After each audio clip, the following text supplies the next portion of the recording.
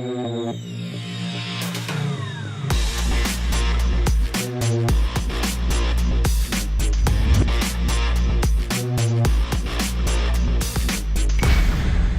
back to TCI, your inside track to the Triple Crown. Alongside Joel Cunningham, I'm John Siegel. Well, Joel, it was definitely California Chrome's day, but Tonalist stole the show. As you can see, it was a wonderful day there at Belmont Park. Man, I got to give Naira some props. What a great race card, a great day of racing. We had a blast. We were there all week. We got to see the horses trained and everything. It was a lot of fun. Unfortunately, California Chrome did not bring home the Triple Crown. A lot of people very disappointed, but I'll tell you, overall, I think it was a great day of racing, and it felt like all the fans were really happy. I agree 100%. I mean, beautiful weather. To me, it was the second best day of racing, or best card that you'll see in North America in the year. You know, Breeders' Cup Saturday is really the only other day that I can think of for me, you know, from a fan standpoint of seeing, you know, the top horse in the country race, as well as a handicapper. You know, being at Belmont Park where it's very fair, seeing a good mix of top-level turf races, dirt races. I thought from start to finish it was just a tremendous card that they put on there. It's a great show by Naira.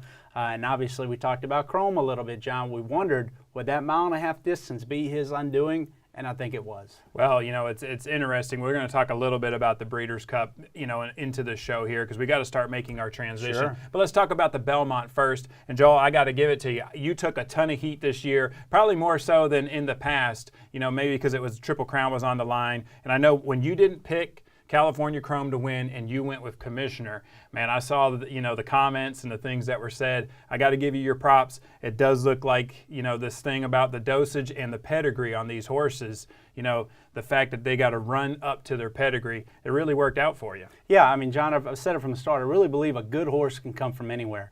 California, Lucky Pulpit, I don't care. Lucky Pulpit can throw a horse of the top class, and we've seen it in the past with a lot of pedigrees. What I don't think you can outrun necessarily is what your pedigree is designed for you to do or not to do. And what I mean by that, that's why I think, you know, in a race like the Belmont Stakes with our pedigrees and the way they developed over the decades to now 2014, we're not breeding them to go a mile and a half anymore.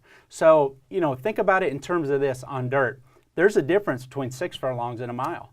You know, horses that specialize at 6 furlongs probably don't stretch out and are as dynamic at a mile. Well, take a miler and stretch him out a quarter of a mile to a mile and a quarter. You know, remember Quality Road? He wasn't very good at a mile and a quarter. Other horses as well. I mean, Ghost Zapper could do it. He was a special horse. Yeah. But now take a horse that maybe is at his limits at a mile and a quarter, stretch him out a quarter of a mile to a mile and a half. It's a different ball game, John. And I think we see horses with a lot more flat finish in the race. I think you see from the quarter pole to the wire, stretch runs that aren't very dynamic. Horses aren't changing positions. Go back and watch Palace Malice's race last year and go back and watch stretch run this year. Nobody's really changing positions in the race. Totally different ball game in a mile and a half with today's North American dirt pedigrees. That's why I think these quantified measures, until they prove to me that they're not working, I'm going to stick with them. The dosage index, the Tomlinson, whatever methodology you believe in, they definitely mean something, and we saw that again this year. Well, let's go ahead and address. I know, you know, California Chrome was injured in the race. You know, he got an injury in his foot. A lot of people think that he did it to himself. You know, we had some photos that we took. Is very interesting here at the start, and you see Matterhorn comes over, and clearly it looks like he steps right on California Chrome's right front. Yeah, absolutely, and I will say this. It might have caused him to not be as sharp early. Victor even said that. I mean, for this horse not to naturally, I mean, he breaks pretty well, and he clears, you know, first few jumps, he clears the field. He could have gone to the lead. Naturally, he's been putting himself in that position in his last 4 or 5 races. Yeah. He did not in this race. So perhaps, you know, whether he was a little fatigued coming in with his 3rd race in 5 weeks at 3 different tracks, or perhaps him getting stepped on there, you know, may have caused him to not be as sharp early.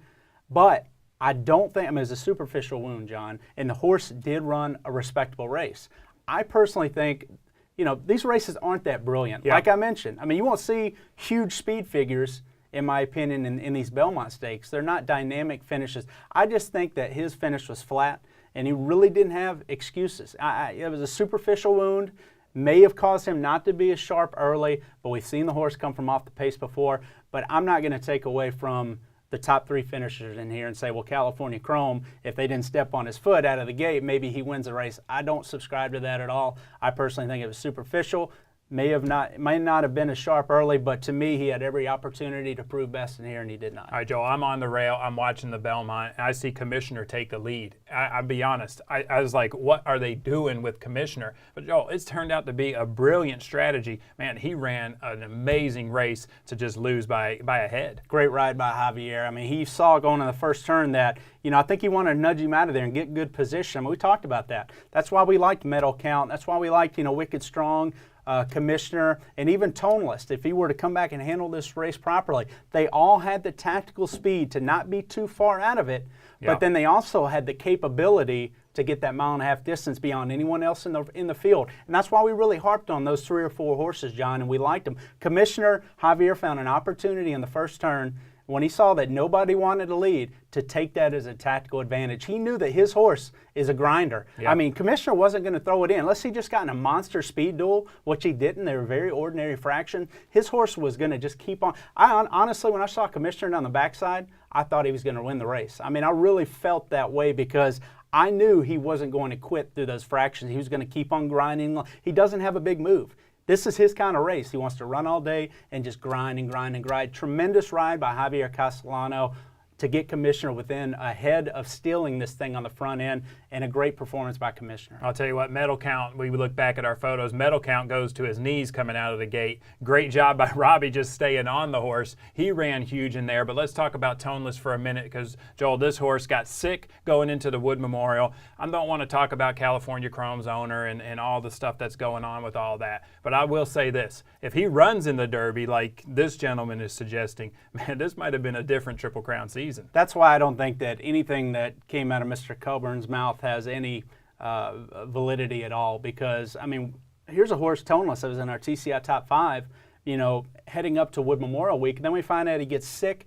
has to skip the Wood Memorial. Well, obviously, Johnny got a late start at the races. He ran a great second allowance race at Gulfstream, so he had no points. If he can't run in the Wood to get the points, then of course he's not going to run the Kentucky Derby. Right. That shouldn't eliminate such a great Colts possibility of coming back and running the Preakness or perhaps the Belmont Stakes. They did the prudent thing, and they did the right thing by the horse. They bypassed the Derby. They knew they weren't going to get in after he didn't make the Wood. He came home to New York in the Peter Pan, did what he was supposed to do there, and then ran in the Belmont Stakes. I have no problem with that. I can't imagine anybody else has any problem with that.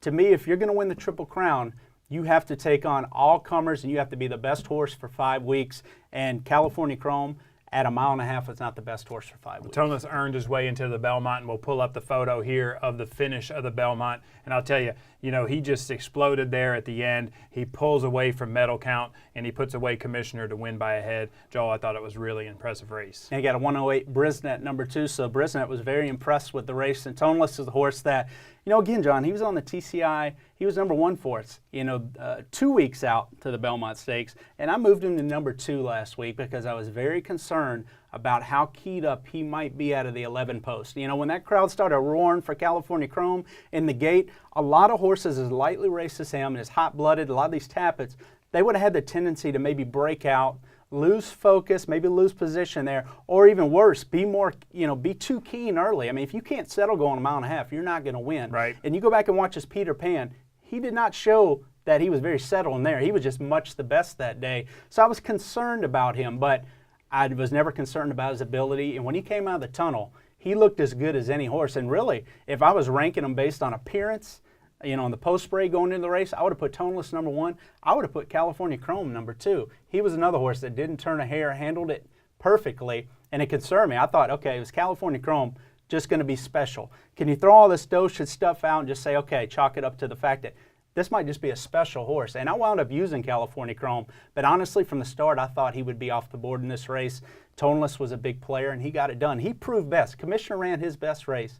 Toneless was just better, and it played out in the results. Well, Joe, we put the wraps on the Triple Crown season for this year. The quest for the Triple Crown will start again next January. We now transition into our Breeders' Cup coverage. I'm excited about moving into it. We got the Stephen Foster this Saturday. We'll take charge. It's going to be a huge race there. It's going to be a very exciting season for sure. It's been fun following these 3-year-olds with you. Another good cap on the Triple Crown season. Love being there at Belmont and seeing that scene. We didn't get the Triple Crown winner, John, but I think we got the right winner of the race based on how the race lays out. So, yeah, looking forward now to seeing these 3-year-olds develop.